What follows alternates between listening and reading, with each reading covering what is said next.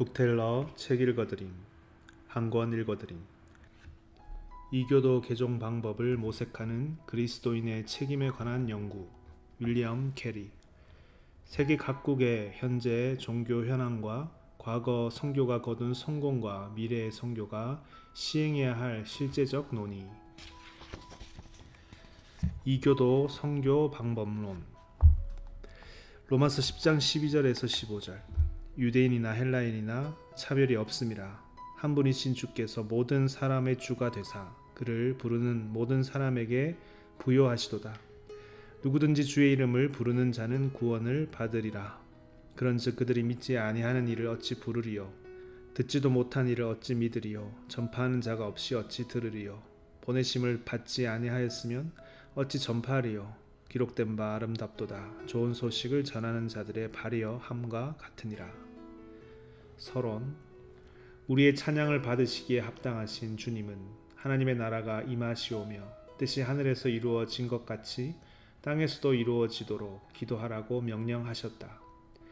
이 말은 이러한 일이 일어나도록 우리가 말로써 기도해야 할 뿐 아니라 모든 합법적인 방법을 사용하여 주의 이름을 아는 지식을 널리 전파하라는 뜻이다.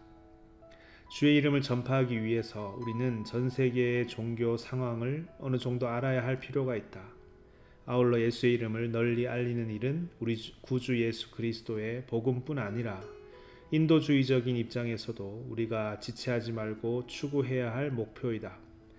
또한 우리가 하나님의 은총을 받은 자들이며 하나님의 가장 두드러진 속성인 모든 사람을 향한 긍휼과 진정한 박애 정신의 담지자들이라는 사실은 우리가 양심적인 면에서도 선교를 해야 하는 가장 강력한 증거가 된다. 아담의 타락 때문에 모든 후손들에게 죄악이 퍼지게 되었으며 그 후로 죄악은 인간에게 계속적으로 악 영향을 끼쳐왔다. 죄악은 각 시대에 따라 다양한 모습과 형태로 증가되어 왔으며 인간은 하나님의 뜻과 계획을 계속하여 거역해왔다.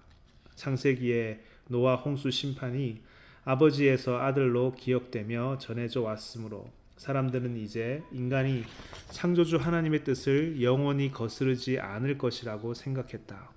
그러나 인간들은 이 일을 까맣게 잊어버렸으며 그 결과 아브라함 시대의 인간들이 사는 곳마다 총체적인 사악함이 만면하였고 아모리 사람들의 죄악도 비록 심판을 받을 만큼 가득 차지는 않았지만 관영하고 있었다. 이후 우상숭배가 더욱 만연하였고 타락하고 죄악에 빠져있던 가나안의 7 족속이 하나님의 진노를 받아 경고의 표시로 마침내 진멸되고 말았다.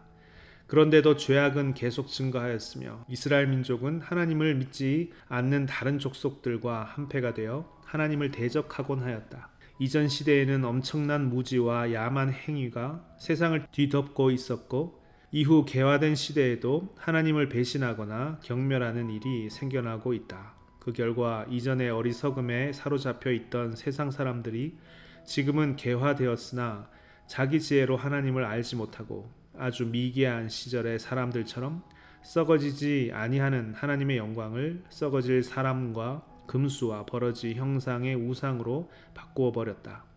이뿐 아니라 과학은 더 발전되고 사람들의 매너와 예절은 많이 개선되었지만 사람들은 이전보다 우상 숭배에 더 깊이 빠져들고 있다.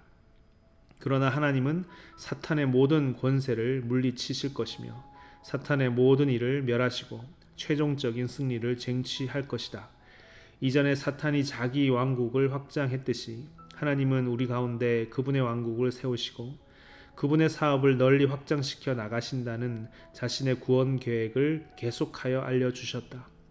메시아는 바로 이러한 목적을 이루시기 위해 이 땅에 오셔서 죽으셨으며 이로써 하나님의 공의가 세워지고 예수를 믿는 모든 사람은 하나님으로부터 의롭다고 칭함을 받게 되었다. 예수께서 자신의 생명을 내어주셨다가 부활하신 후에 제자들을 파송하시면서 만민에게 복음의 좋은 소식을 전파하고 가능한 모든 방법을 동원하여 잃어버린 세상 사람들을 하나님께로 인도하라고 명령하셨다. 제자들은 주님의 선교 위임령에 따라 세상으로 나아갔으며 이들의 전도로 경이로운 성공을 거두었다. 즉 개화된 헬라인이나 미개한 야만인 모두가 그리스도의 십자가 앞에 무릎을 꿇고 십자가의 도를 유일한 구원의 길로 믿었다. 사도 시대 이후에도 복음 전파를 위한 많은 노력이 계속하여 있었으며 상당한 성공도 거두었다. 그럼에도 불구하고 세계 인구의 상당수는 아직도 하나님을 믿지 않는 이교 신앙의 어둠 속에 살고 있다. 지금도 복음 전파의 노력이 계속되고는 있지만 주님의 명령에 순종하여 모든 그리스도인이 전심으로 복음을 전파하던 초대교회의 선교에 비하면 우리 교회의 노력은 너무 미약하다. 선교 명령을 중요하게 여기지 않는 그리스도인이 있는가 하면 전 세계의 종교 상황에 무지한 그리스도인도 있으며 세상의 재물을 더 사랑한 나머지 하나님을 믿지 않는 이웃의 영혼에는 아무런 관심을 기울이지 않는 그리스도인도 있다. 세계 선교의 주제를 더욱 깊이 있게 파헤치기 위해 나는 다음과 같은 주제를 다룰 것이다. 첫째, 우리 주님이 사도들에게 주신 선교 명령이 오늘날 우리에게는 해당되지 않는 것인지 검토한다. 둘째, 이전에 수행된 선교적 노력을 간단하게 살펴본다. 셋째, 현재 전 세계의 인구와 종교 상황을 살펴본다. 넷째, 과거에 행한 선교 활동보다 더 많은 선교적 노력을 기울일 수 있는 실제적인 방안을 모색한다. 다섯째, 선교 활성화를 위한 모든 그리스도인의 의무에 대해 논의한다. 제1부, 주님이 제자들에게 주신 선교 명령을 오늘날에도 순종해야 하는가에 대한 연구. 주님의 선교 명령을 오늘날에도 순종해야 하는가? 우리 주 예수 그리스도는 승천하시기 직전 사도들에게 너희는 가서 모든 민족을 제자로 삼으라는 선교 명령을 주셨다. 또 다른 복음서에는 너희는 온 천하에 다니며 만민에게 복음을 전파하라는 사명을 주셨다. 주님의 이러한 선교 명령은 인간이 거주하는 지구의 모든 지역까지 나아가 한 사람도 남김없이 모든 사람에게 널리 복음을 전파하라는 책임을 사도들에게 부과하는 것이었다. 여기에는 어떤 예외나 제한이 있을 수 없다. 그리하여 사도들은 이 명령에 순종하여 나아갔으며 하나님의 권능이 이들을 통해 분명히 나타났다. 사도시대 이후에도 많은 복음 전파 노력이 있어 왔으며 여러 성공 사례도 찾아볼 수 있다. 그러나 최근에는 몇몇 소수의 선교사들이 추진한 선교적 시도를 제외하고는 초기 그리스도인들이 가지고 있었던 열정과 인내심을 가지고 선교 사업을 시도하거나 추진하는 이들이 거의 없다. 12사도와 그 이후 교회 지도자들에 의해 선교 명령이 충분하게 성취되었다고 생각하는 이들이 많이 있는 것 같다. 또한 국내 동포를 구원하기 위해서도 할 일이 많지 않은가라고 생각하는 이들도 있다.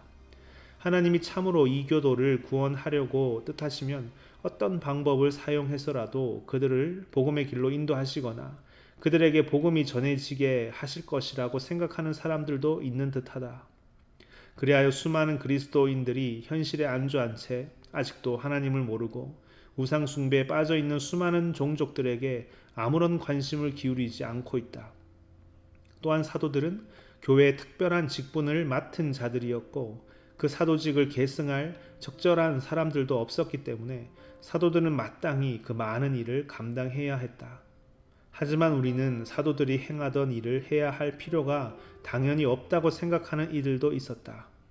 그러므로 사도들은 선교 명령을 지킬 의무가 있었지만 우리에게는 그 명령을 직접적으로 이행할 의무가 없다고 생각하기도 하였다. 이와 같이 생각한 나머지 선교할 필요가 없다는 이들을 고려하여 나는 다음과 같은 주장을 개진하고자 한다. 첫째, 만약 모든 민족을 제자 삼으라는 주님의 선교 명령이 단지 사도들, 즉 성령의 감동을 직접 체험한 사람들에게만 제한되는 것이라면 세례를 베풀라는 명령 또한 그들에게만 해당된다. 그렇다면 퀘이커 교도를 제외한 기독교의 모든 교파가 물로 세례 주는 것은 잘못된 것이 되고 만다. 둘째, 만약 모든 민족을 제자 삼으라는 그리스도의 명령이 사도들에게만 해당된다면 이교도들에게 복음 전파하기 위해 노력해온 모든 선교사들은 주의 능력에 아무런 보증도 받지 못한 채 나간 것이며 주님의 보내심을 받지도 않고 자기 마음대로 선교지로 나간 셈이다. 또한 비록 하나님은 이교도들에게 복음을 전하는 가장 영광스러운 일이 일어날 것을 약속하셨지만 복음의 메시지를 들고 먼저 나갔거나 그 후에 나간 선교사들은 하늘에서 새롭고 특별한 선교 명령을 받은 경우가 아니라면 복음 전파를 위한 어떠한 권세도 갖지 못한 채 선교하러 나간 것이다. 셋째, 만약 모든 족속을 제자 삼으라는 그리스도의 선교 명령이 사도들에게만 주어진 것이라면 선교 사역에 함께 하시겠다는 주님의 임재 약속 또한 제한될 수밖에 없다. 그러나 볼지어다 내가 세상 끝날까지 너희와 항상 함께 있으리라는 예수님의 말씀은 이러한 해석이 잘못되었음을 분명하게 보여준다. 물론 하나님의 명령이라고 할지라도 지키지 못할 경우가 있다. 예를 들면 유대인의 정결 예법에 관한 명령처럼 취소될 수 있다. 또한 7년마다 돌아오는 면제년 규정처럼 그 혜택을 누릴 대상들이 존재하지 않는다면 하나님의 명령이라도 지키지 않아도 된다. 왜냐하면 빚을 탕감받을 가난한 사람들이 그 지역에 거주하지 않아서 이 면제 규례가 시행될 수 없기 때문이다. 이처럼 성경에는 특별한 경우, 즉 처음 주어진 명령과 상반되는 계시의 말씀을 찾아볼 수 있다. 사도 바울과 동역자 실라는 소아시아 북서부의 비두니아로 가고자 했으나 성령께서 그곳에서 말씀을 전하지 못하게 하셨던 예가 그런 경우에 해당한다. 이처럼 어쩔 수 없이 선교 활동을 할 수 없는 상황이 발생하기도 한다. 예컨대 오타 하이트의 사람들에게 가서 복음을 전하는 것은 바울의 의무가 아니었다. 왜냐하면 바울 당시 그 지역은 발견되지 않았을 뿐 아니라 그곳에 갈 수 있는 방법도 없었기 때문이다. 그러나 위에서 열거한 그 어떤 경우도 우리 그리스도인들이 주님의 선교 명령을 순종하지 않는 데 대한 변명이 될 수 없다. 정결 예식에 관한 규정과는 달리 선교 명령은 취소된 적이 없으며 또한 수행해야 할 명령의 대상이 없기 때문에 지킬 필요가 없다고 변명할 수도 없다. 우리가 아는 대로 지금도 흑암에 사는 백성들이 온 세계에 저렇게 많이 있지 않은가? 참으로 안타까운 일이 아닐 수 없다. 비두니아의 바울과 실라의 경우처럼 어떤 특정 국가에 대한 선교 명령을 취소한다는 성경 말씀을 찾을 수도 없다.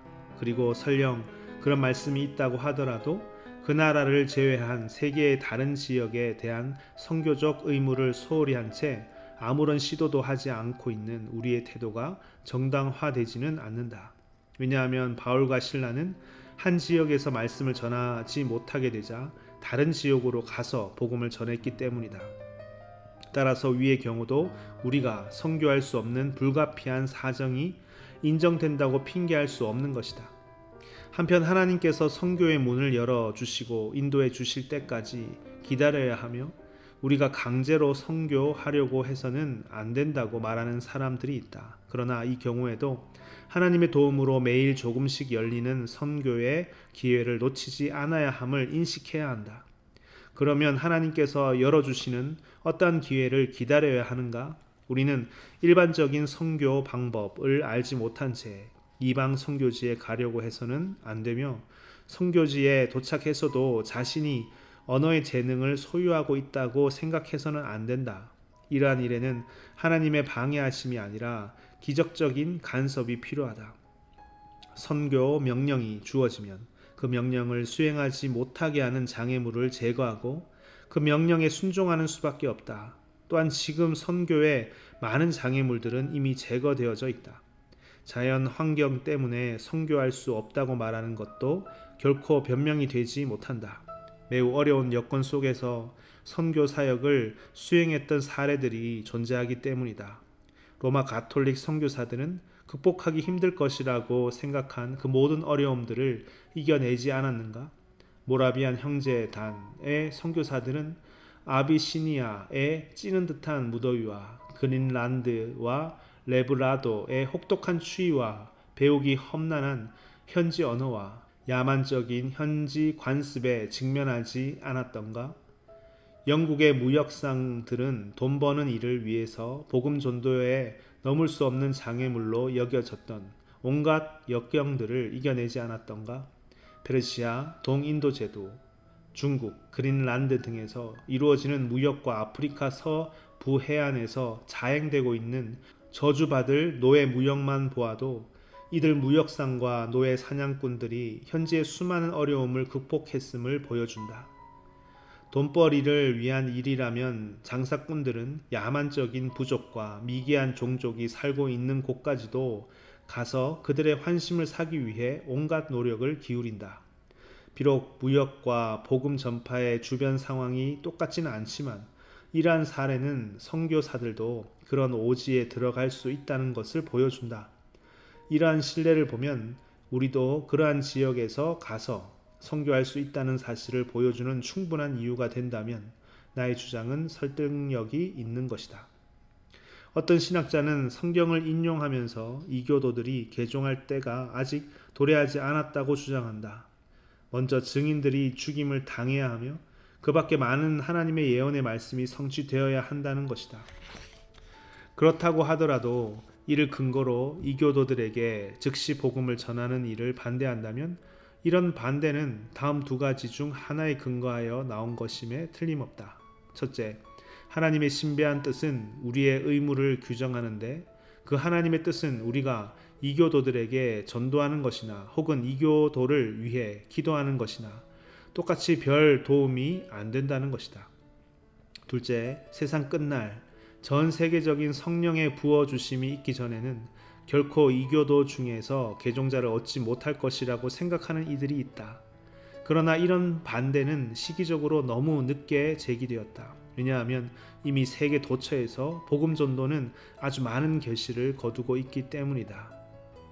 지금 우리나라, 영국 내에 그리고 우리가 즉각적으로 전할 수 있는 곳에 남태평양 야만인처럼 복음에 무지한 사람들이 수없이 많이 있다. 이처럼 국내에도 해야 할 일이 많은데 굳이 해외까지 나가야 하냐며 선교에 반대하는 사람들이 있다. 물론 영국 내에도 하나님과 상관없이 살아가는 사람들이 많다는 사실을 나도 인정한다. 그러므로 불신 동족에게 복음을 전하고 이들에게 하나님을 아는 지식을 전하기 위해 우리가 10배나 더 노력해야 하는 것은 분명한 사실이다.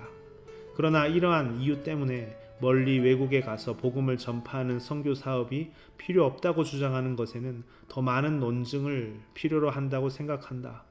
우리 동포들은 구원받을 은총의 수단을 가지고 있다. 이들은 원하면 언제든지 선포되는 말씀을 들을 수 있다. 또한 이들에게는 진리를 알 수 있는 수단이 주어져 있는데 지금 이 나라의 거의 모든 지역에 신실한 목회자들이 배치되어 있기 때문이다. 만약 교인들이 지금보다 더 뜨거운 마음으로 부신자들을 위한 구령 사업을 활발하게 펼친다면 목회자들의 복음 전도 영역은 훨씬 더 넓혀질 것이다. 그러나 이교도의 상황은 이와 매우 다르다. 이들에게는 성경이 없고 많은 경우에 글자도 없다. 목회자와 문명화된 정부도 없고 우리가 현재 누리는 많은 문명의 혜택도 누리지 못하고 있다. 그러므로 인간적인 동정심과 인간애 그리고 무엇보다 기독교적인 관점에서 볼 때 우리는 그들에게 복음을 전하기 위해 우리가 할 수 있는 모든 노력을 다 기울일 것을 강력하게 요청받고 있다.